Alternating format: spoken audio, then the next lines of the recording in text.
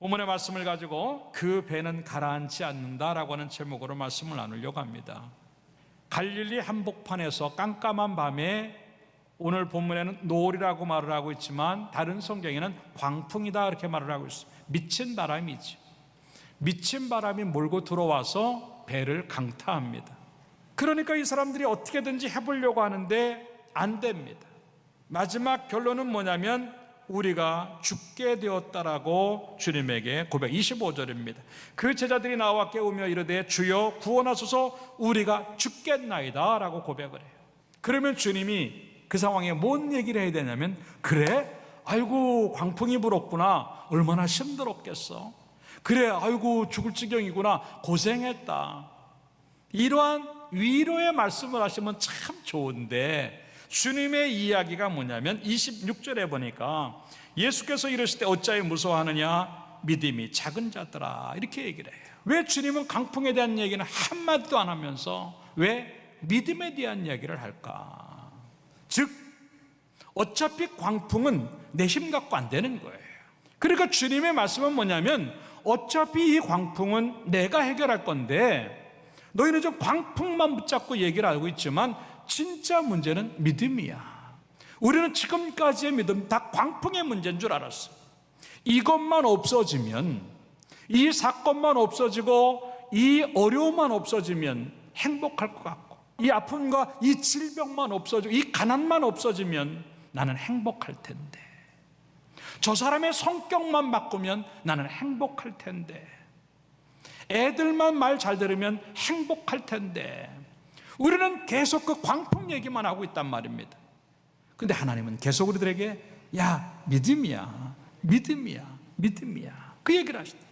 오늘 이 예배가 하나님의 음성을 듣는 시간 되어서 내 믿음을 돌아보고 그 믿음 만드는 시간에 되어서 지금까지 몰아쳤던 광풍들이 잔잔한 바다로 만들어지기를 주님의 이름으로 축원합니다. 어떤 믿음일까 하는 것이, 첫째 따라서 합시다. 무서움 없는 믿음이다. 진정한 믿음이 그 속에 들어가면 두렵지 않다는 거죠. 오늘 아까도 얘기했지만 26절의 말씀해 보니까 예수께서 이르실 때 어찌하여 무서워하느냐라고 하는 겁니다.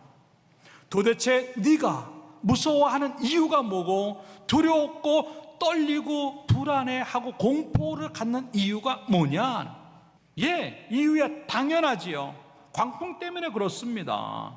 그러나 주님은 이게 뭐냐면 광풍이 아니야. 어쩌면 믿음 때문일 수 있어.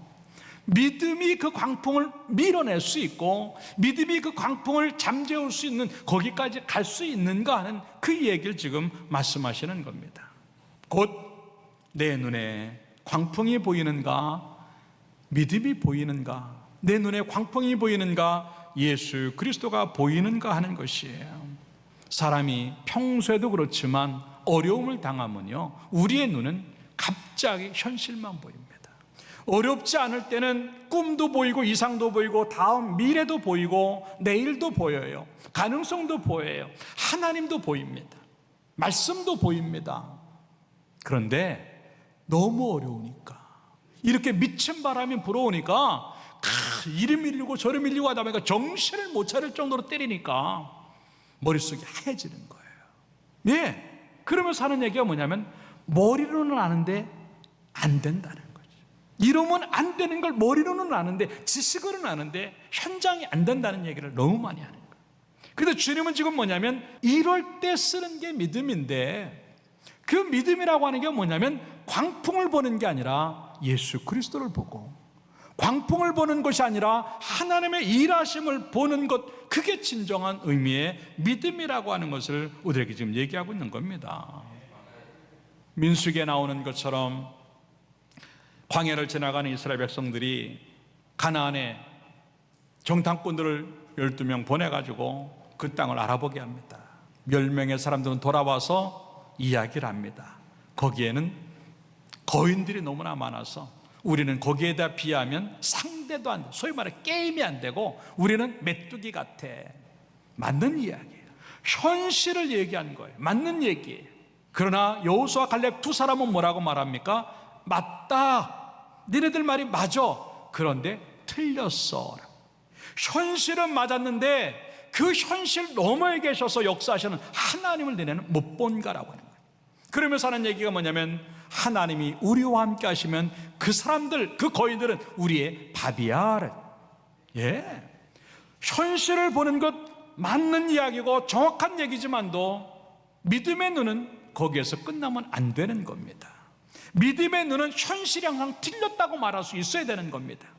물론 현실을 무시할 수는 없지만 거기까지는 누구나 다 이야기해요. 그러나 그 현실적인 얘기한다고 해결되는 건 아무것도 없어요. 신앙을 가진 사람들의 이야기는 뭘까? 예, 현실에 대한 이야기를 뛰어넘어서 하나님 이야기를 할 수 있어야 되는 줄로 믿습니다. 나는 그 광풍의 현장에서 하나님 이야기가 나오고 있는가 하는 거예요.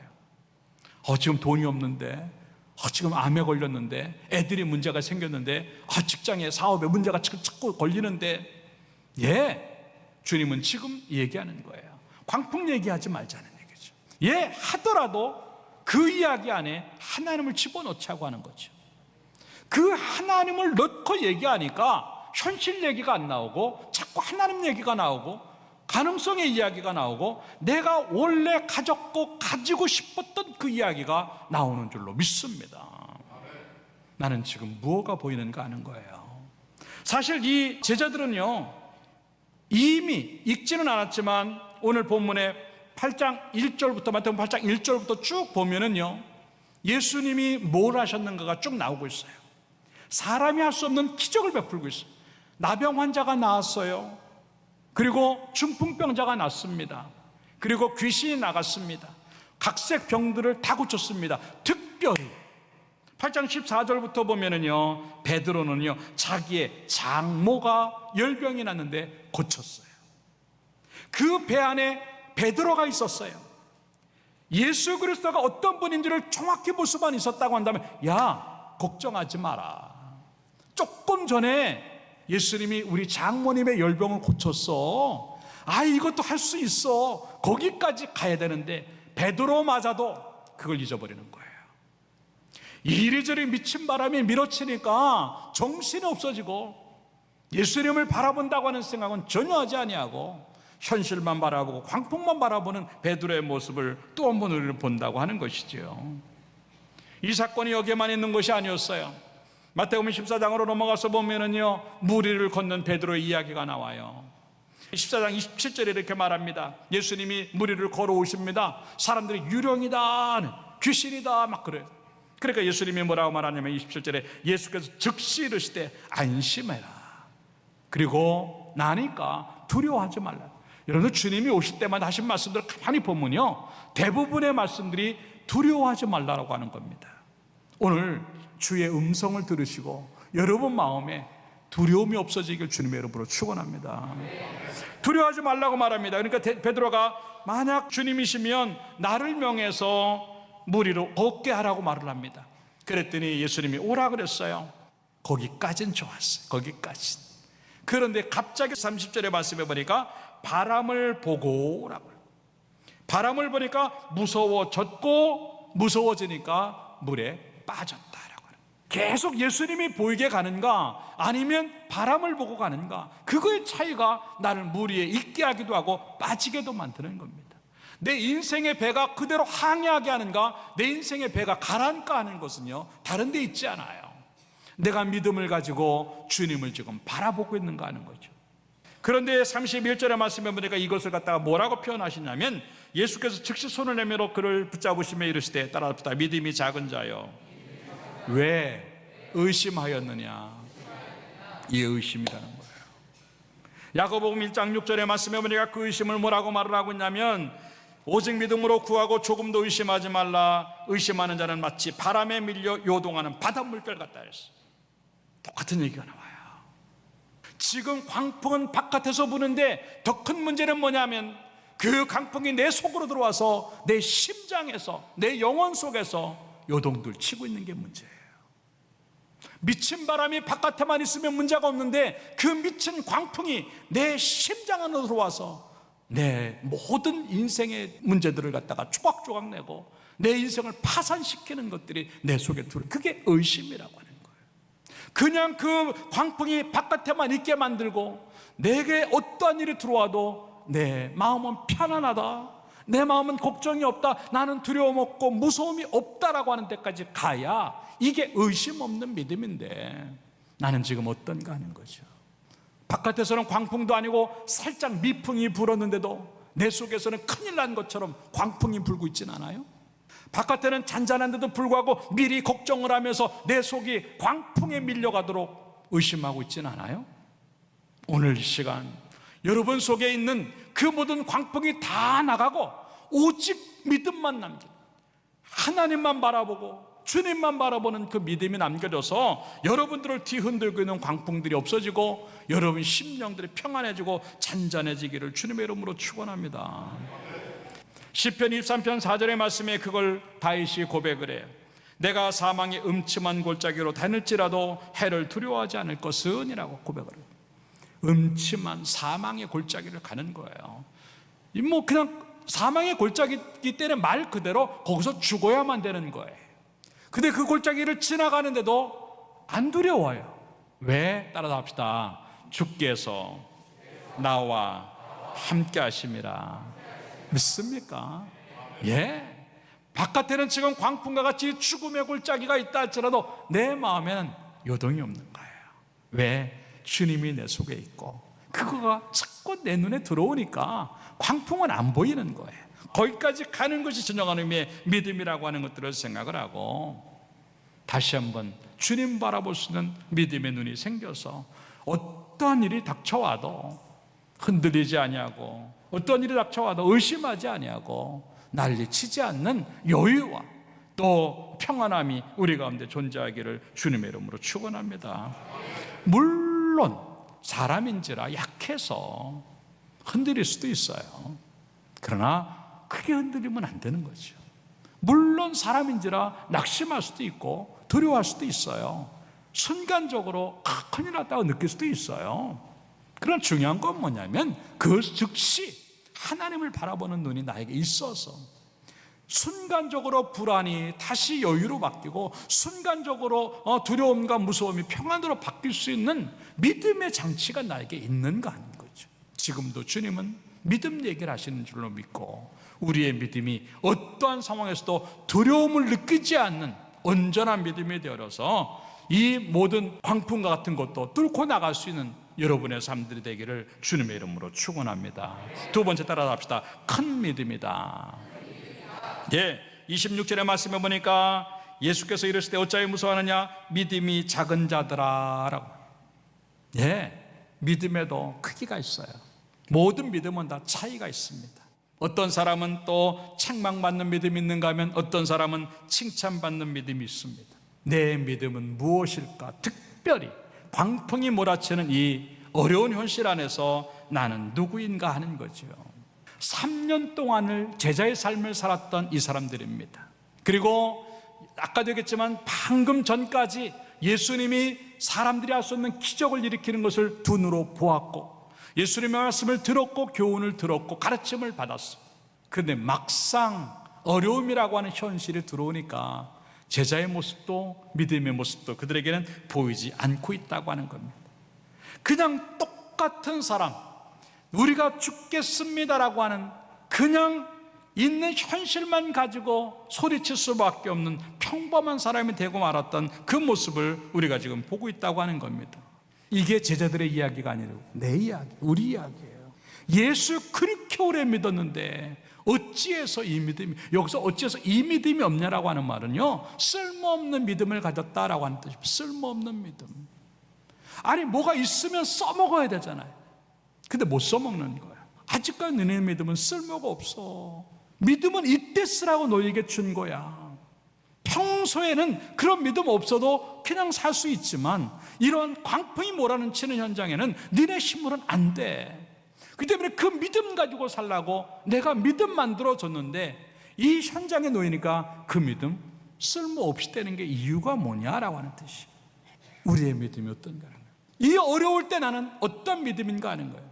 타이틀이 광풍을 바꾸는 것 아니에요. 직분이 광풍을 바꾸는 거 아니에요. 연륜과 시간이 광풍을 바뀌는 게 아니에요. 그 광풍을 잔잔하게 하는 것은 믿음인 줄로 믿습니다. 그 믿음이 어찌하여 여태까지 없느냐는 거죠. 예수 이 정도 믿었으면 그것 명령할 수 있는 믿음 돼야 된다는 얘기죠. 근데 우리는 꼼짝 못합니다. 믿음 없는 사람처럼 그냥 있다고 하는 거죠. 오히려 그러면 그럴수록 더 악착같이 주님에게 나가려고 하는 몸부림 있는 것, 그게 진정한 의미의 믿음 키우기고 큰 믿음 가는 지름길인 줄로 믿습니다. 그 큰 믿음 만들지 않으면 광풍 잔잔해질 수가 없다고 하는 겁니다. 이 제자들의 모습도 마찬가지입니다. 죽게 되었으니까 주님에게 몸부림치는 거예요. 여러분 어때요? 그냥 광풍에 밀려서 죽을 것인가, 주님 찾다가 죽을 것인가, 광풍에 밀려서 죽을 것인가, 기도하다가 죽고 예배하다가 죽을 것인가. 어차피 광풍에 밀려 죽을 거라면 그 죽을 정신 가지고 기도에 죽으려고 마음먹으면 하나님 살려내실 줄로 믿습니다. 죽고자 기도하니까 사는 거예요. 그냥 아프면 아프다고, 눈물 나면 펑펑 울고 가슴을 찢고 통곡을 하고 하나님 나 힘들면 힘들다고 얘기하고 있는 그대로 살려달라고 소리치는 그 기도가 우리를 살려낼 줄로 믿습니다. 이럴 때 우리의 믿음이 점점 커지는 것이고, 이럴 때 하나님이 원하는 믿음 만들어짐으로 우리의 광풍이 잔잔해질 수 있다고 하는 것을 지금 우리에게 이야기하는 겁니다. 내가 노력하지 않으면 그 믿음 커지잖아요. 복 받았다고 믿음이 커지고, 은혜 받았다고 믿음이 커지고, 뭔가 큰 말씀 많이 읽고 성경 많이 안다고 믿음이 커지는 게 아니에요. 정말 하나님 앞에 더 가까이 나가려고 몸부림치고 어려울수록 주님 살려달라고 외칠 수 있는 그 믿음이 내 믿음을 더 크게 한다고 하는 것들을 생각하고, 어려울수록 더 십자가 앞으로 가까이 나가고 말씀 앞으로 가까이 나가고 예배의 자리에 나올 수 있는 여러분 되기를 주님의 이름으로 축원합니다. 정말 인간의 힘으로 어찌할 수 없다고 느끼는 것, 기도의 기회인 줄로 믿고 그 장소에, 그 시간에, 그 기도에 그 사람이 있기를 주님의 이름으로 축원합니다. 따라합시다. 하나님, 내가 기도의 자리를 잃어버리지 않게 하옵소서. 내가 기도의 자리에 있게 하옵소서. 믿습니까? 그게 바로 누가복음 17장 5절의 말씀입니다. 이렇게 말합니다. 사도들이 주께 여짜오되, 따라합시다. 우리에게 믿음을 더하소서. 네, 그럴 때 주께서 이르시되, 너희에게 겨자씨 하나 할 만한 믿음이 있었더라면 이 뽕나무도로 뿌리가 뽑혀 바다에 심기울하여서도 하였을 것이요 그것이 너에게 순종하였을 것이다 라고 말을 하고 있습니다. 너희가 이렇게 믿음이 없느냐, 왜 의심하느냐 그랬을 때 이 사도들은 다른 이야기 하지 않았어요. 우리에게 믿음을 더하소서. 예, 그것 하나예요. 이 예배가 우리의 믿음을 더하는 예배가 되어져서 어렵고 힘들 때일수록 그 믿음을 집어넣음으로 말미암아 여러분의 광풍과 같은 일들이 잔잔한 것들로 변하기를 주님의 이름으로 축원합니다. 마지막 세 번째입니다. 따라서 합시다. 바른 믿음이다. 네, 본문 27절의 말씀에 보니까 그 사람들이 놀랍게 여겨 이르되, 이가 어떠한 사람이기에 바람과 바다도 순종하는가 하더라. 예, 그 사건을 겪으면서 제자들은요 다른 생각을 합니다. 예수님이 누구야? 우리가 알았던 예수님은 이런 예수님이었어? 야, 너무 몰랐네. 우리가 그 예수님을 몰랐네. 거기서 눈이 번쩍 띄어지는 겁니다. 아직도 우리는 예수님을 모르고 있구나. 아직도 하나님을 내가 모르고 있구나. 네, 그 순간 제자들은요 자기네가 지금까지 믿었던 것이 가짜임을 아는 거예요. 주님을 따라다니는 게 믿음이 아니었어요. 기적이나 병고침이나 이 사람이 할 수 없는 일을 해결해내는 그런 능력이 그 믿음을 만드는 것이 아니었어요. 예수님을 제대로 만나니까 믿음이 되는 것을 그때야 깨닫고 자신들의 가짜 믿음을 내어버리면서 진짜 믿음이요 진짜 제대로 바뀌는 순간이 지금 오고 있다라고 하는 것입니다. 나는 지금까지 예수를 어떻게 믿었는가 하는 것이죠. 나는 지금까지 예수님을 누구로 알았는가 하는 거예요. 1대1의 관계 속에서 내가 하나님 안으로 들어가고 하나님 내 안으로 들어옴으로 말미암아 어떠한 상황이 있어도 해결하시는 그 하나님이 그대로 나에게 존재하고 있는가 하는 거예요. 그게 안 되니까 어려운 순간에 하나님 없다고 생각하는 거예요. 그게 안 되니까 어려운 순간에 주님이 보이지 않고 있다라고 하는 것이죠. 좋을 때는 누구나 다 잘할 수 있어요. 문제 없을 때는 누구나 잘할 수 있어요. 그러나 그 힘든 상황에 나는 누구고 예수님은 누군가 하는 거예요. 누가복음에는 똑같은 내용을 이렇게 말합니다. 누가복음 8장 25절이에요. 제자들에게 이르시되 너희 믿음이 어디 있느냐 하시니 그들이 두려워하고 놀랍게 여겨 서로 말하되 그가 누구이기에 바람과 물을 명하며 순종하는가 하더라는 거예요.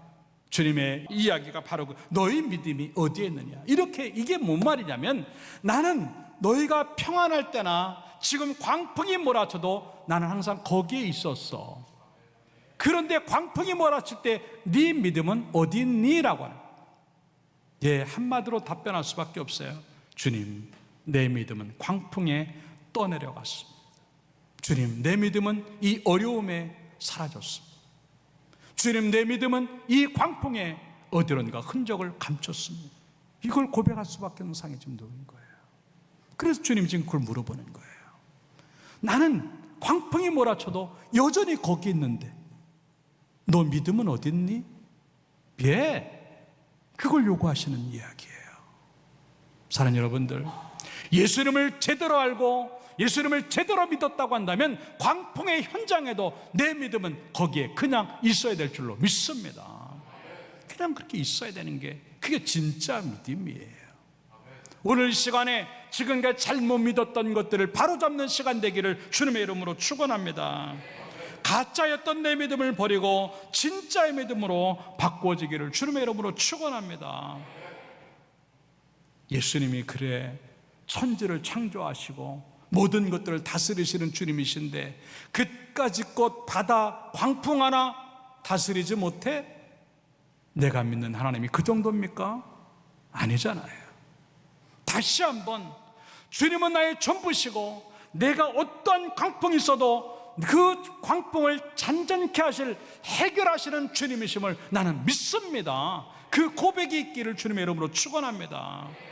광풍보다 더 크신 하나님이 나의 하나님이시고 내 문제를 해결하시는 분은 오직 유일하신 하나님이십니다. 고백할 수 있는 바른 믿음으로 만들어지기를 주님의 이름으로 축원합니다. 광풍은 우리 인생을 쓸어가기 위해서, 광풍은 우리의 배를 가라앉히기 위해서 온 것이 아니라 예수 그리스도가 누군지를 정확히 믿으라고 또 주신 또 하나의 사인이요 은혜인 줄로 믿습니다. 그것을 아는 순간 우리는 광풍이 광풍으로 보이지 아니하고 은혜로 보이는 것이고, 광풍은 우리의 삶에 문제가 되지 아니하고 자꾸 문제는 내 믿음이 문제야, 내 믿음이 문제야. 그걸 깨달으면서 주님 바르게 붙잡고 나가게 되고 진정한 의지함으로 진짜 믿음으로 내 배를 든든히 붙잡고 있게 될 줄로 믿습니다. 결론적으로 말씀을 드립니다. 광풍 때문에 우리의 배는 가라앉지 않아요. 믿음 때문에 내 인생의 배가 가라앉는 것입니다. 광풍이 아무리 세게 밀어붙여도 내 믿음을 키우고 하나님 정확히 붙들고 간다고 한다면 광풍마저도 잔잔함으로 변해서 더 빠른 항해를 하게 될 줄로 믿습니다. 오늘 이 말씀이 우리의 믿음을 키우는 시간 되고 바른 믿음 만들게 되어서 가짜를 가라앉히고 진짜를 띄어내는 그러한 믿음이 되어서 평생 광풍이 오든 순풍이 오든 상관하지 않냐고 믿음으로 승분해 얻어서 이기는 성도가 되기를 주님의 이름으로 축원합니다.